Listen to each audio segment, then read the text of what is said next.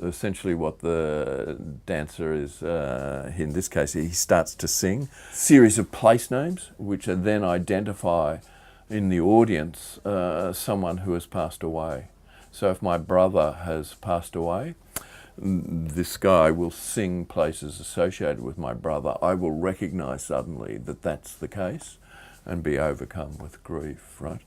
You get a path, a movement along which a life has been embedded in terms of place, and suddenly you recognise that that life is your close kin, friend, and you become overcome with grief, and you pick up one of these torches in your anger at being assaulted by the pain, and push it into the shoulder of the dancer and cry over the dancer, sometimes holding. So this highly cathartic ritual.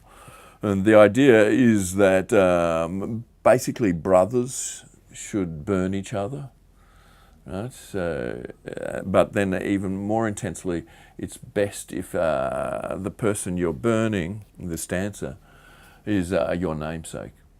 So this is the strongest relationship of identity that you could have in this culture. But at the same time, this is important, the person themselves is transformed, particularly in this case, into a spirit which actually is providing the song. Right?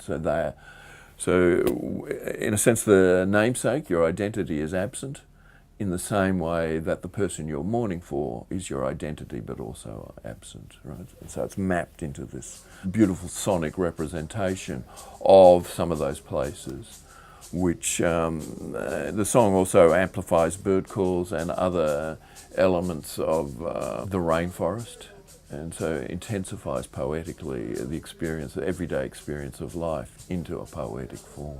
And it's not just sonic, it's also aromatic, because there are special substances that are placed on the fronds here that have this intense aroma. The sound sort of comes from all over and different levels.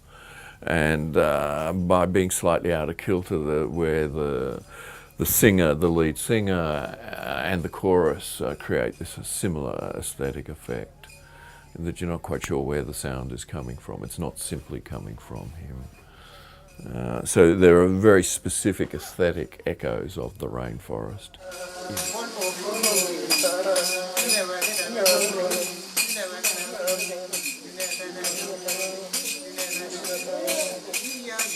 I'm Michael Wood, and I'm an anthropologist working here at JCU, and I spend a lot of time working with communities in PNG, and have worked with the Kumula speakers in the western province of PNG for many years now, coming up to 30, maybe even 40 if I think about it. The capacity of anthropology or ethnography to answer philosophical questions, or raise them, I think would be better, is quite intense, because the fundamental understandings of philosophy are about what it is to be human, and what processes are fundamental to the construction of knowledge by humans.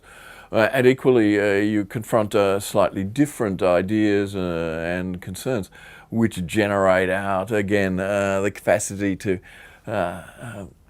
force you to rethink those kind of philosophical assumptions you might have. Ethnography and fieldwork do that.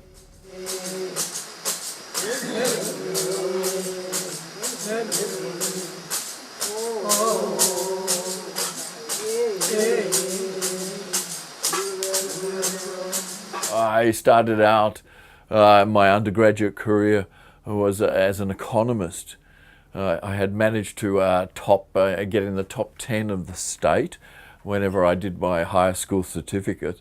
And so I was destined to become an economist. And I sat in an introductory lecture by Professor Joe Adina, who just at one point, it's hard to explain, he was talking about society.